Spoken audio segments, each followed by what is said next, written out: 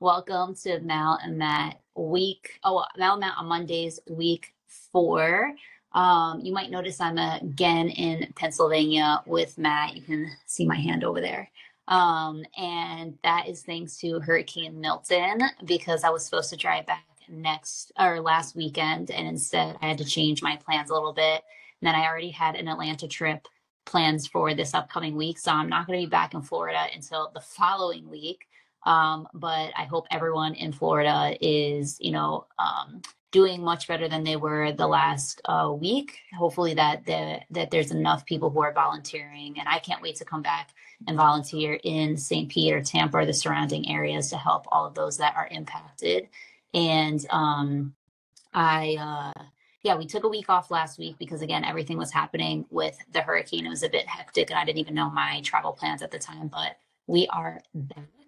And so we are just going to get straight to it today with our health hacks, starting with Matt. You can go first with sharing what yours is. Okay, so the first health hack for me, and this is honestly how I made the most progress in the gym, was train with people who are stronger than you. I've made leaps and bounds in my progress by being the weakest link, in a group of, 2, 4, whatever. I discovered calisthenics through a guy that has been training calisthenics for, the past 11, 12 years already. So just being able to train with people who are leaps and bounds ahead of you will allow you to make exponential gains. And you can do this by simply going to your local gym and seeing some of the strongest people around, going up, introducing yourself, saying, asking, where they're from, just getting to know them, develop that relationship with them, because that's how I actually did way back in college. I met 2 of my really close friends, really good friends, through the gym, just by introducing myself and asking them to train with them.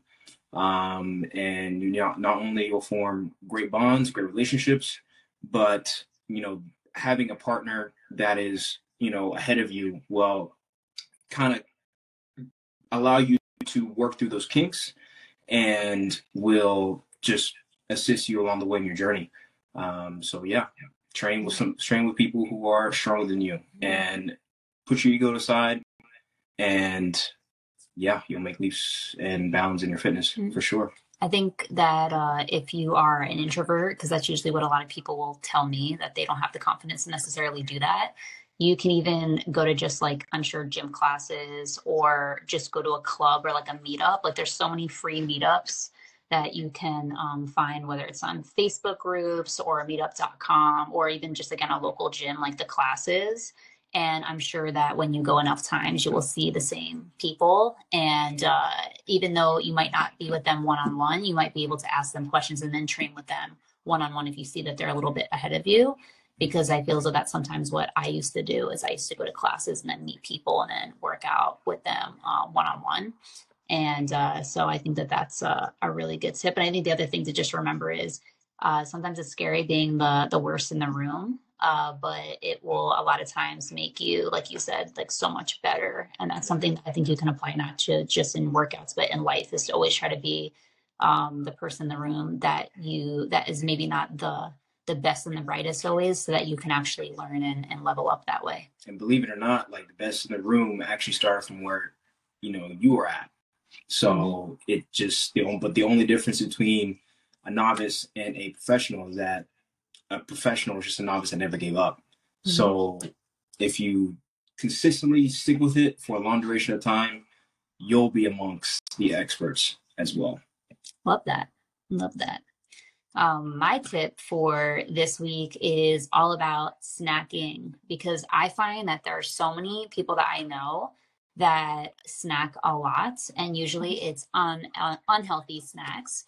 And usually I find that people gain a lot of weight, or maybe they don't know this, but maybe I don't have like a fact for this, but I assume that a lot of people gain weight when they either snack late at night, or they're tired and during the day they're just trying to grab something and snack on something unhealthy. So my tip is that you have to be very proactive in finding healthy substitutes, like snack substitutes for unhealthy ones. And you need to retrain your taste buds for something to crave that's not so sugary or so salty. And this is something that I had to do in my own journey. So I was very, very adamant, especially when I moved to Florida and I was really doing a lot more cooking to find healthier versions of stuff that I liked. And I'm gonna caveat this by saying it's not like your first go. You're probably gonna like everything. You have to really recognize food as fuel, as Matt and I like to say. And so the other thing is that a lot of times people will say, well, oh, these snacks that you have are so expensive. Because honestly, some of them are. But I always say two things. One, you can always buy in bulk, whether it's like a Black Friday sale or a Labor Day sale or something like that. You can always buy them on a sale. Or also, there's something called Thrive Market, which I used to use a while ago. I haven't used them in a little bit, but Thrive Market is something where you can find a lot of healthy snacks at a discounted rate, the wholesale price. And then the other thing is just remembering that you might be paying a little bit more for snacks that are healthy, but to me, it's like a way better investment than spending money on healthcare costs, which I think a lot of people try to avoid, and they are way more expensive than your little healthy snacks. So for me, I wanted to make sure that I didn't forget any, but something that I do for dessert, usually I'd say every other night, if not every night, is for dessert. Instead of having like a candy or something in Florida, I usually have Greek yogurt and I put cacao in it. And then I also put blueberries. And I've tried really hard in recent years to see fruit as a dessert, obviously, or a snack, which has really helped a lot. And then something else is like I don't really like eating like nuts. So I usually will put either honey or cinnamon. So it's sometimes you have to find a way to make some of these healthy snacks a little bit more fun and not as boring. But the idea is that you need to find substitutes, and there's a long list. And I'm going to actually put this in the YouTube, in our YouTube channel, the link to all some of the healthy snacks that I love. And like I have a chip brand that I love that's called Masa or Siete. Those are like the chips that I like. I have like a bone broth for like a drink because I drink bone broth in the morning usually when I'm home. But I think again at the end of the day, it's really just about you have to be proactive with it because it's so easy to eat unhealthy snacks. And remember that unhealthy, you need to look at all the ingredients and really ask yourself if this is legitimately healthy. Because sometimes you know that someone will think something is healthy and then we look at the ingredients and it's not so healthy. So that is my health hack. And I'll say one other thing. So I love to have biltong or beef jerky. This guy does not like it. So you might find again that there are certain things that you do not like. But over time, when you eat it more, because I didn't like it at first, I used to hate beef jerky when I was younger. And some beef jerkies are really terrible. They have so much sugar and salt. So again, you have to look at the ingredients, but I kind of trained my taste buds to like them. And that's my goal with this guy over here is for him to be enjoying his biltong or beef jerky one day. Work in progress. So the next thing we have is the content that we found helpful through the week. So do you want to go first? Sure. Yeah. So I was listening to a recent podcast that just came out. And Chris Williamson was interviewing this guy named Will Tennyson. He is a fitness entertainer, so not a fitness, educator, but more so on the entertainment side of fitness. And he was kind of sharing his story about how he battled with being significantly overweight, and he was alluding to the fact that weight loss is actually 90% psychological. It's 90% behavioral. That's why it's one of the hardest battles for anybody to tackle with themselves. And I learned this personally through my own weight loss journey, that you have to undo months, years of bad habits just to get to baseline and then improve. So he was alluding to his story and how basically an additional factor to why weight loss is extremely hard for a lot of people is that there is a perception of how others view you, how others see you. And so people can get stuck in the cycle of like, oh my goodness, I don't want, I don't like how this person is looking at me. He might be judging me. And to their point, some people can't, but it is very small, and you'll never notice because they will never have the guts to come up and tell you how bad you look. So you don't have to really worry about that. So if you and one thing that I learned, stepping into the gym when I was 217 pounds, is that even though there might be somebody that's looking at me, it's like, who's this guy?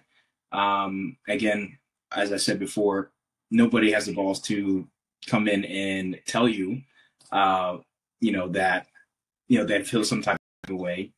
So if you can just learn to get over that and realize that the fact that nobody's actually thinking about you, even if they are, they will forget about you in like 10 seconds because something else popped into their mind. If you can just get over that fact, weight loss actually becomes a much easier process, and you'll be able to get out of that cycle. So, just to sum everything up, weight loss is, the majority of it is psychological. But if you can get over that hump and get out of that cycle that nobody's actually thinking about you, you can actually have a smooth sailing journey. And yeah. And how about you? What is your content of the week? Well, I just want to say one thing is that I think also people have to realize that you might be getting stared at, and this is not just in the gym, but anywhere. And someone actually might think something nice about you. Like someone might be like, wow, this person is working out. And I remember when I was their weight, and that's super great that this person is working out. I know that sometimes when I'm at the gym or like again, it's like natural. You're just looking around the gym and I'm like, oh, that's cool. That like, if I see a couple working out, sometimes I'll like look and I'm like, oh, that could be me and Matt one day.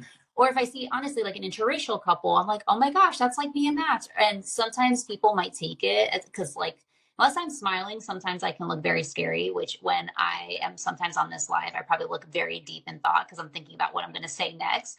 And again, the average person who doesn't know me might be like, oh my gosh, that girl that's looking at me might be so, judging me. And a lot of times I'm completely in my own head and have a great thing that I'm thinking. So I think that, it's important what you said, that someone might be looking at you or might be thinking something, but you really oftentimes don't know. And a lot of times people don't care after 5 seconds. And even if someone were to say something to you, the honest truth is that all you have to say is, I'm bettering myself. And that should be something that's celebrated.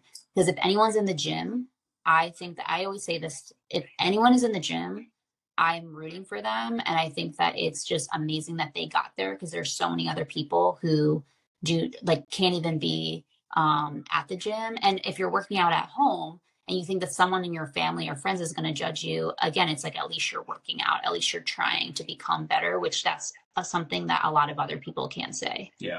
And the gym is actually one of the most positive communities out there. So as I said to my previous point, the first point, people are willing to help you. And the majority of people, like she said, is they're cheering you on. They want others. They're actually encouraged to see other people stepping in the gym for the first time, trying to better themselves. And they're actually encouraged when they see you for a long duration of time. And I've gotten compliments in the gym about my consistency and just being there, and then you can actually be a source of inspiration for others who are also going through the same journey. So yeah. And then you never know at one point if someone sees you, like if even a gym worker like sees you over time lose weight, like maybe they'll say something to you like, oh, like give you a compliment, or they might say like, do you want to share your story or something about how you were able to do it to help other people? So love. Now I have to probably go watch that podcast episode. But mine is a little bit different. Mine is Phoenix Norman's LinkedIn post recently, which was called "No More Wasteful One-on-Ones: A Tough Love Guide for Executive Assistants and CEOs."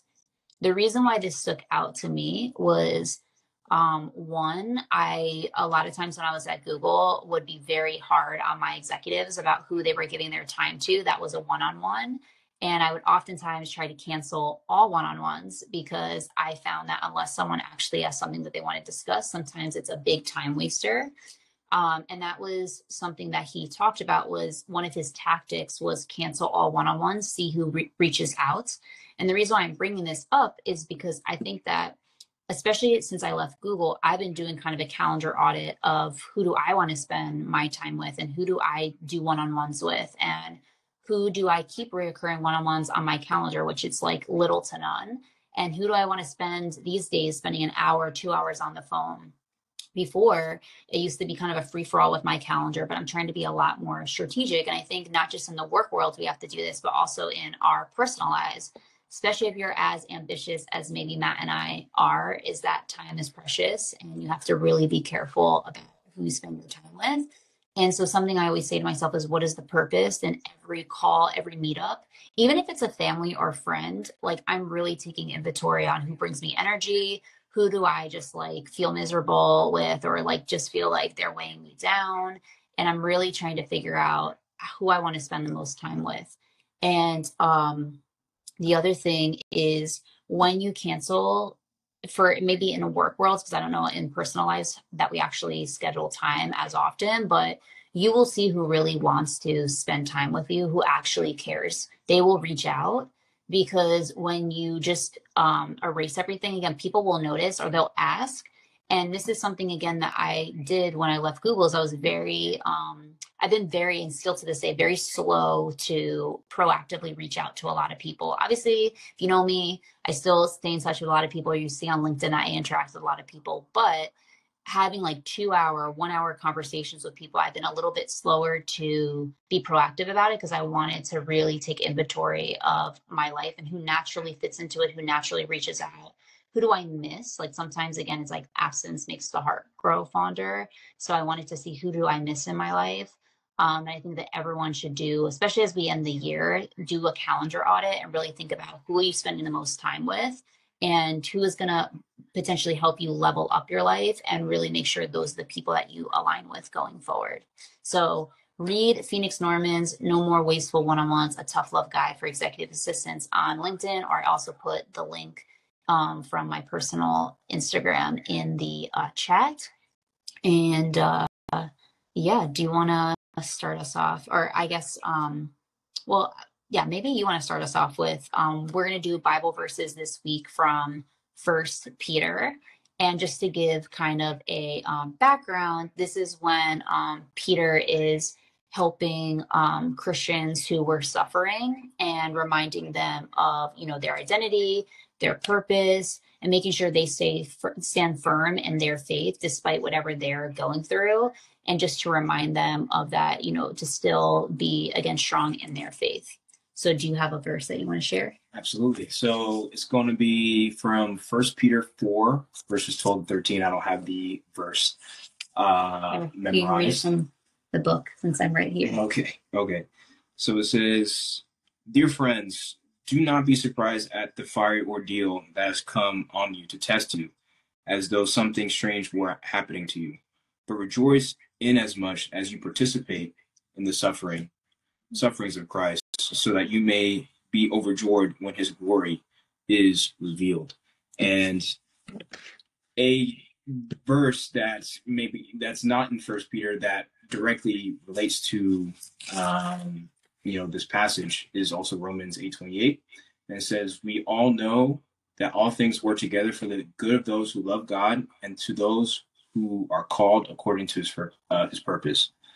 And basically, I love this verse because we are, as Christians, we are called to suffer in some way, shape, or form. Even though, and we're blessed to be in this country that we are basically free to practice, Christianity in the comfort of our own home. Go to church without any words of persecution. But that's not the case in other countries, like in some parts of Asia, some parts of Africa, where it's very condemned, and they actually will put you to death if you do participate in some sort in Christianity. And so, but just know that the suffering produces the Bible calls us to just really be prepared, not be totally surprised by what's coming our way because of the truth, because believe it or not, the world and Christ, they are oil and water. They do not mix. So if you come in and speak truth to some people, biblical truth to some people may take it very negatively. And being able to expect that and not be, so, caught up in the moment. Um, but you may not also suffer, like be put to death, like, in other countries, but, other forms of suffering could be ridicule, could be a loss of a job, could be a loss of a friend, but that's the whole part of the process. That's the whole part of the process.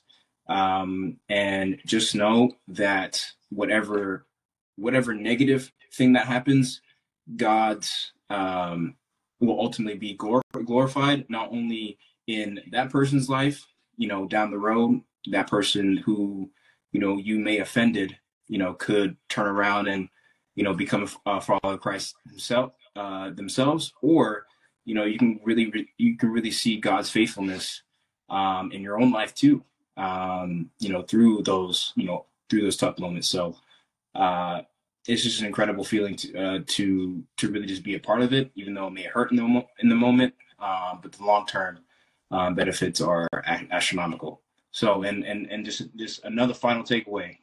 So, if your form of Christianity is accepted by the world, then it's probably not Christianity. So, that's all in it there. Mic drop. Uh, ending. I think that something that I always remind myself is like, I didn't create this world, so I don't get to just create the rules as I want it. And a lot of people, I think, really struggle with this idea of suffering and why would God have us suffer? And I think that I try to remind myself that life is short, eternity is long. And even though we might be suffering now, going to heaven is going to be, when we're there, it's going to be a long time and there will be no suffering then. And if I have to suffer, whether it's hopefully 90 years at least, to have eternity be great, then I'm willing to do that. And I think that that's something I just wanted to add before I go into my verse, which is 1 Peter 3:15 through 16. And it says, always be prepared to give an answer to everyone who asks you to give the reason for the hope that you have, but do this with gentleness and respect, keeping a clear conscience so that those who speak maliciously against your good behavior in Christ may be ashamed of their slander. And the reason why I wanted to pick this verse is I feel that I've talked to a lot of people, especially admins, who struggle with sharing their testimony, whether that's at work or just on LinkedIn or in general. And I think that sometimes people put too much pressure on themselves to randomly say, okay, everyone, I'm a Christian and this is my testimony. And I don't think that it always has to be that way. I think if someone asks you, why are you so happy today? Or who's having a good day today? Or why are you able to be so strong during your struggles, or whatever it is that you're going to do? To me, that is an opportunity to share your faith and why you do have hope, and share your belief in God. And then you can kind of share your testimony. And again, it doesn't need to be like, hey, everyone, this is my testimony. But I think that if you can practice and say, well, the reason why I have strength is I believe in God. I know that I'm going to heaven one day. Again, and you don't have to say to someone, okay, and you have to believe all these things too. I think that if you show in a way, again, that's kind, that's gentle, you will oftentimes get people to be like, wow. And I did this at Google a lot, is people would ask me in speaking engagements, or people would be sometimes asking me about how I went through certain things in my career. And I would use it, especially at the end of my Google journey when I was much closer to God than I was even at the beginning, was I use it as an opportunity to share about my faith. And again, I wasn't trying to necessarily convert anyone, but I wanted people to know that the reason why I'm still standing, the reason why I have been successful in my life is a large part because of my faith, because of God, and sharing my testimony. And I just wanted to encourage anyone that also just wants to share their testimony, or is even struggling with someone in their life who maybe doesn't understand why they choose to be a Christian. Just remember that this verse talks about doing it with gentleness and respect. so you can have a clear conscience. And that's something that for me and the way that I navigate, whether that's social media, whether that's in one-on-one conversations and speaking engagements, I always try to remember doing it that way, because I think that you win a lot of people over instead of the harsher approach. And again, there's a time and place for maybe everyone's different approach in this world. But for me, I try to be very kind whenever I'm telling people kind of my testimony and why I have a hope for not only my time on this world, but again, time in eternity. So yeah, I just wanted to share that verse. I really like First Peter. I have to say that when I read through the whole Bible this year, I was very surprised on certain books that I really liked. And that was one of them that I really enjoyed. I think that I did not even, I grew up maybe reading here or there, but I never read through everything. I couldn't tell you every single book in the Bible. Matt is way better. He's my like guide through so many things. He is so much more well versed. And for all the single ladies out there, it's always good to find a partner that can lead you in the Bible. And so, but First Peter was one of the ones that I really encourage everyone to read. Do you have anything you want to promote this week? Okay, yeah. So I just hit 270 subscribers on YouTube. So that is 30 subscribers more until we hit 300. So if you would, please subscribe to my YouTube channel. We post every Monday and Thursday around 10 a.m. and sometimes Wednesdays. So please subscribe. We're about to hit 300. And yeah. I'm going to put that in the chat here, and I'll put it in the YouTube link as always. 271? Oh, yeah. Okay, 29. Okay, so someone subscribed 29 more. Let's go. For me, October 17th this week is going to be 2 years since I launched the More Than an Admin podcast. I know I took a bit of a hiatus when I was at Google. And so I am going to be celebrating 2 years. Funny enough, I'm actually going to be with Dawn in Atlanta, and she was the first person I did a podcast episode with. So if you haven't already, go subscribe to the More Than an Admin podcast, whether it's YouTube, Spotify, Apple Podcasts. And also hopefully next week, I'm going to be seeing if Dawn wants to join us since we'll be together, but can't promise anything, but I'm hoping that she will pop on here and share any kind of words of wisdom, because Dawn always has something to say. And she is definitely the person on my podcast who I get the most comments about. Every single person I know that's watched Dawn's episode, I feel as though like 99% of people have messaged me about it. So if you haven't listened to that episode, it's the first one. Go listen to it. You will definitely be inspired by her story. But thanks to everyone for tuning in this week. Remember that again, we post we post this series on my More Than an Admin YouTube channel. With you can see all the links that we've talked about today. And then, like I said, I'll be in Atlanta next week. So if anyone is in Atlanta and wants to meet up, I'm also probably going to take a stop now on my way.